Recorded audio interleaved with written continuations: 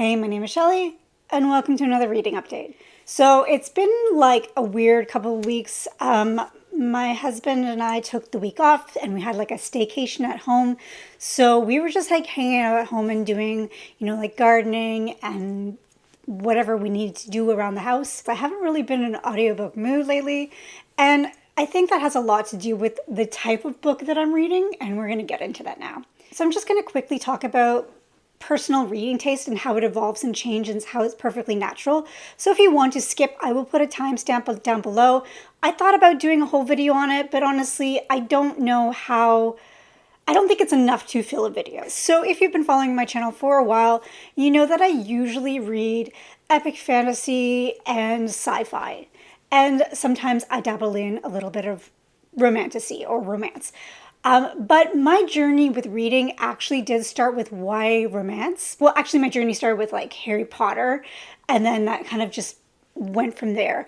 So I have been reading romance pretty much as long as I can remember. I've loved romantic anime and manga. So it's like that was my original jam. I read Hunger Games before it was a movie. I read Twilight before it was a movie. I read Vampire Diaries and Shadowhunters before there were TV shows. I was really in that world for a while. And then I had kids, and then just something in my brain just went. So I actually started my epic adult fantasy journey probably when a lot of people did, and that was during the pandemic. I actually started like just a couple months before, but yeah, like it really took off during the pandemic.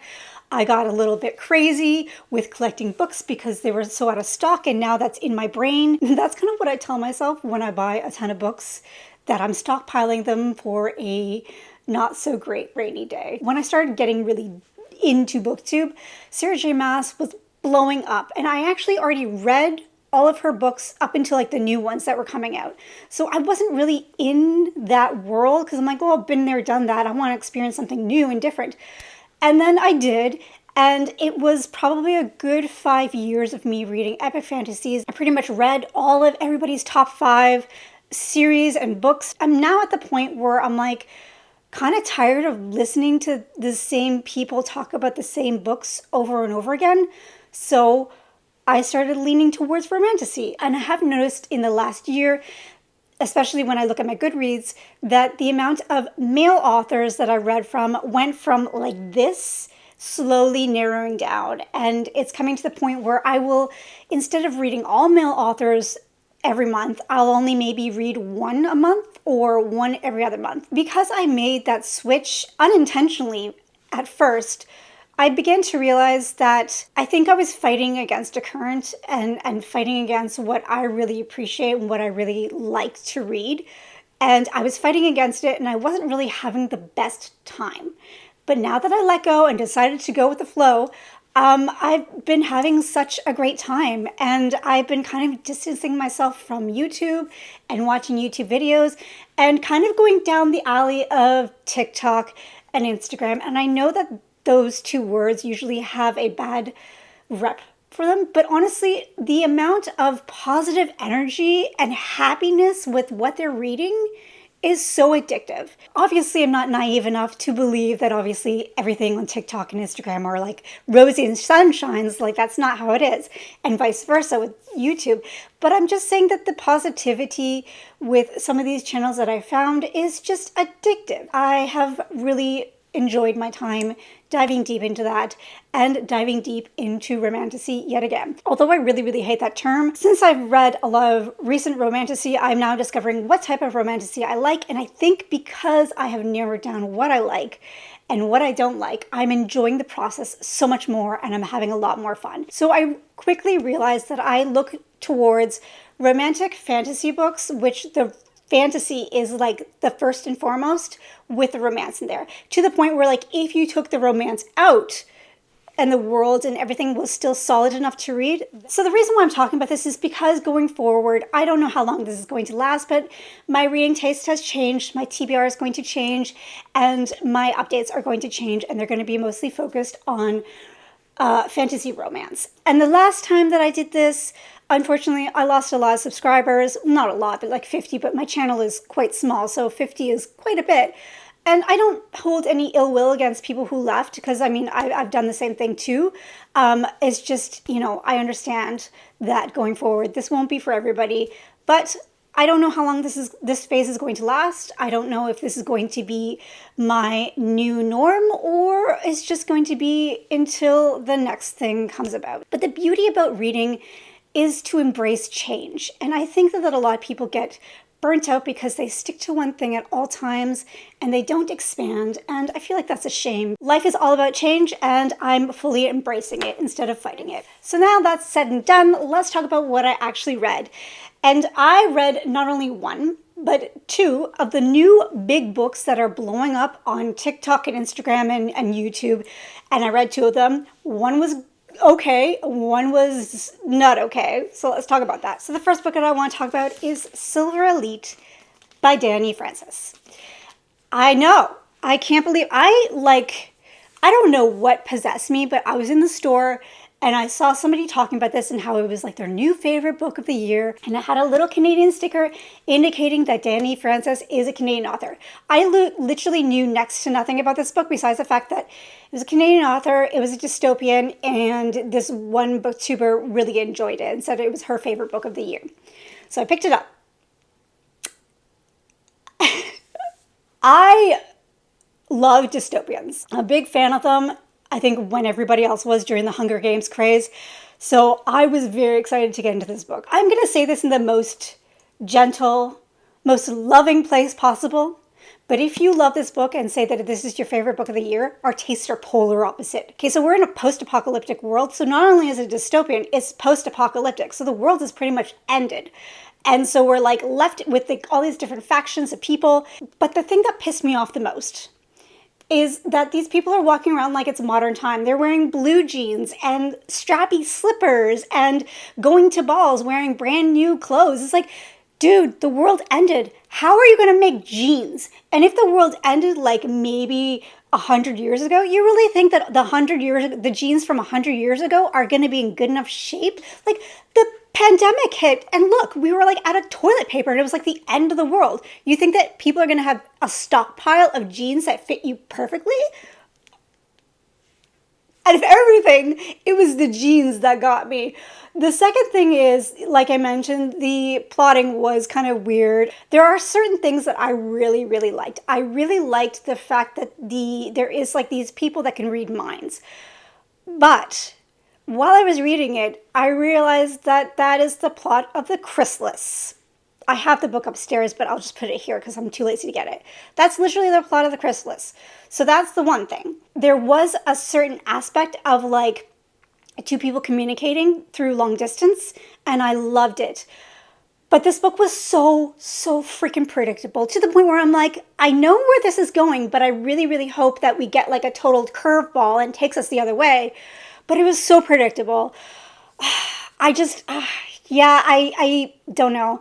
I may continue on with the second book because there is like hints of being away from like this like society and kind of going further into the wilds and spending more time in like this weird post-apocalyptic landscape, which I'm more interested in. I was way more interested in that than I was in this like tiny little pocket of modern society. So I ended up giving this 3 stars. And I feel like that's a little generous because I feel like this book was not very well plotted. There were some typo errors, there were some grammatical errors, and I feel like sometimes it just didn't make sense. And I can understand why a lot of people think that this had ChatGPT written all over it, and I can see it. But there were some things, like I said, that I liked about it. I did like the whole post-apocalyptic world. I did like the whole mind reading thing, even though it was very familiar. And there is one thing that I liked the most, and that is the only thing that I tabbed here. There is a part in this book where they're looking at maps, and there is the mention of Southern Ontario. So this makes me think that the author is either from Ontario or has spent some time in Ontario, and that's where I actually live right now. That's where Toronto is. So it's like, I don't think outside of Canada people know what the hell Southern Ontario is. But yeah, I like that little name drop. It's a very stupid reason, but that earned a half a star for me. So I can understand why people like this book, But honestly, there are so many other post-apocalyptic and dystopian books that are way better than this, and I'm going to give you one example right now, which is my absolute favorite post-apocalyptic that's really hard to say, post-apocalyptic dystopian series. It's actually a YA one, but it is called Under the Never Sky by Veronica Rossi. It is so good. It is a trilogy. It's finished, and I'm waiting for Veronica Rossi to make another book, another fantasy book. I think she did have like a spy book. I didn't read it. I'm not into spy stuff, but I'm waiting for her to come back with another fantasy book. I love this trilogy. It's my favorite. I hate these covers. The cover that's on Goodreads is way cooler, but apparently, according to the author, the publishing team decided to change it to this to mass market it, which is an absolute fucking shame. I'm sorry. So yeah, if you're looking for a dystopian, a completed series, it's quite short. So good. Way better than this. So now that that rant is over with, let's talk about the next book that I read. I think I heard about this book through TikTok because somebody was saying if you didn't like Silver Elite, try Shield of Sparrows by Devonley Perry. And this is this author's first fantasy book. And a bunch of us decided to pick it up at once, and we kind of did an impromptu like buddy read on Discord. And honestly, well, first of all, this is like probably one of the most beautiful books that I own. Honestly, just stunning. Can you see that? I don't know if you can. It's so stunning. And inside, so pretty. So pretty. This is one of the prettiest books that I own. And honestly, I'm a big fan of like floral with black backgrounds. I don't know why. Just every single time it gets me. This book was a lot of fun.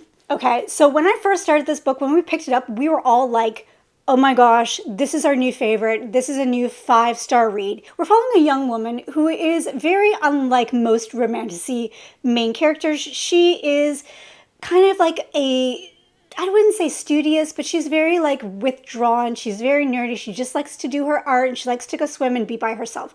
She's not a master swordsman. She's not a master fighter, but that is her sister. So they are princesses of this kingdom, and the older sister has basically been training all her life to be the bride of a different kingdom. And so a group of people from this kingdom show up, and all of a sudden they decide to claim the oldest sister, the studious, nerdy, withdrawn sister, to be the bride.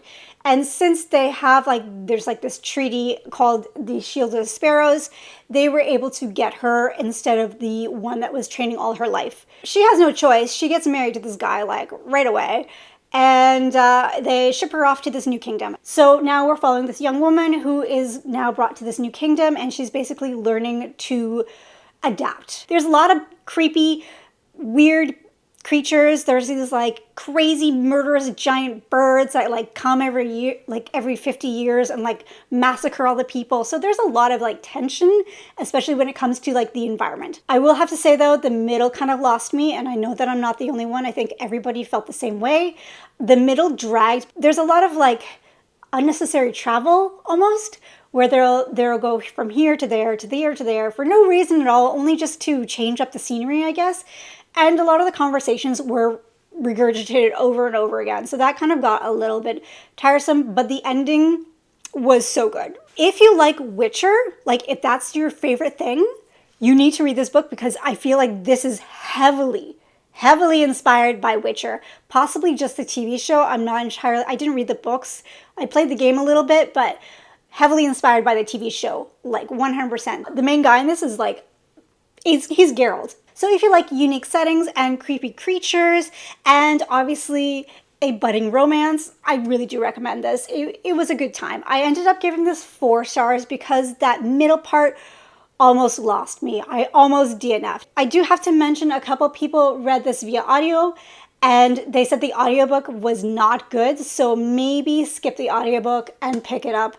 I think it's on KU as well, so you can pick it up on KU or just grab yourself a beautiful, beautiful copy. So the next book that I finished was via audio, and it is probably one of the best audiobooks I've listened to in a really long time, and that is The Children of Gods and Fighting Men by Shauna Lawless.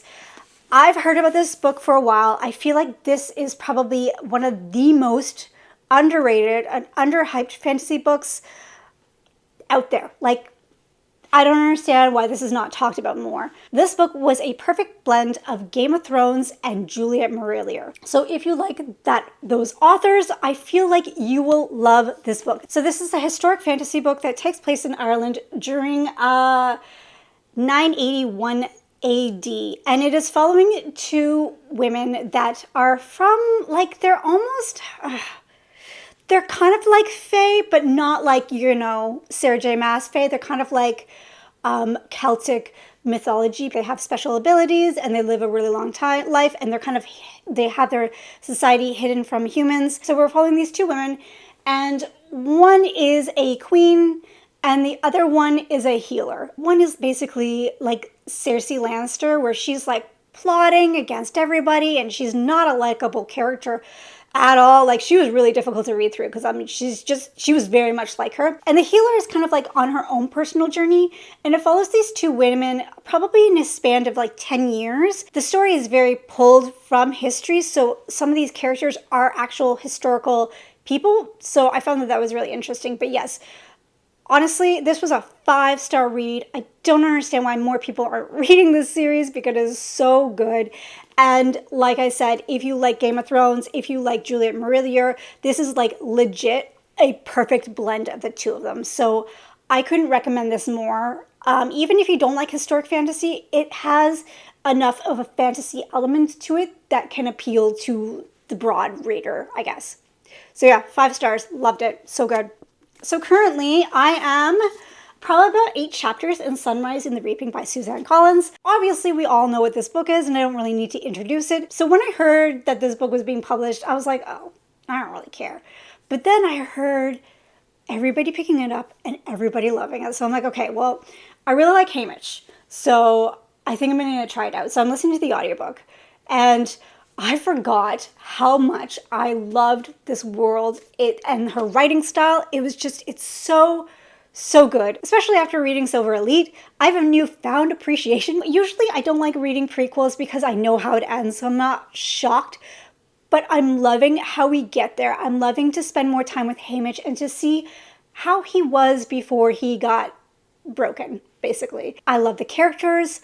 I kind of like how it's not quite how the world is in Hunger Games. It's kind of still a little bit of the old mixed with the new. This is 100% how you write a dystopian. I anticipate this is going to be at least a 4.5 to 5-star read once I finish it in a couple days. So yeah, loving it. So the next book is my physical read, and like the first book, I actually DNF'd this 2 weeks ago, and that is The Kingdom of Claw by Demi Winters. This is the second book in the Ashen series, the first one being The Road of Bones. And so very much like Road of Bones, I read a first little bit of it and I'm like, ugh, I don't like this book, and I DNF'd it. But then I think I realized that I just wasn't in the mood to read it, and I really want to try Silver Elite. So no matter what I was reading, I'm like, I just want to read this one book right now. So I decided to put it down to read that book, and then I picked up Shield of Sparrows, and then I'm like, you know what, let's try this again. So I picked it back up. I'm so glad that I picked it back up. Much like the first one, there is kind of an annoying, naive character, but like the first one, we are dealing with a lot of trauma, a lot of abuse, a lot of person kind of coming out of an abusive situation, people getting over addiction. So there's a lot of stuff in this for people who have been in not great situations. And like I mentioned before when I talked about Road of Bones, is like, yes, the main characters can be annoying, but like, try to put yourself in their position. And, I'm speaking from personal experience. I've been in a place in my life where I did not act the best, and I was dealing with my life being tossed up and turned around. And I don't think that it's wrong to understand that people go through traumatic experiences and people go through heartbreak, and they're not going to act the best. They're going to do stupid things. But it's when they come out and realize and grow and expand, that's when it's amazing. And that's where I think this author does a really great job. She brings you to that point where the character is really low. They're acting like jerks. They're acting like idiots. They're making stupid decisions. And they eventually see that and they grow from there. Obviously with the help of a sexy man. At the point that I'm reading, this one has 3 POVs. There is the main POV, Scylla, who was the main POV in the first one, and then another one I'm not going to mention because it could be a spoiler, and then another character, this one. And she's kind of like the main focus of this book. It's kind of like X-Men meets Star Wars in a Viking world. If you like those things, I think that you will really love this book series. But yeah, like I said, you're following these people who have special abilities and they're being hunted. And we're just going to leave it at that. All right, we made it all the way to the end of the video. If you made it so far, thank you so much. And if you feel like leaving a comment and you don't have anything to say, you can leave a serpent emoji for Sunrise on the Reaping. As always, thank you so much for watching, and I hope you have a lovely day. Bye.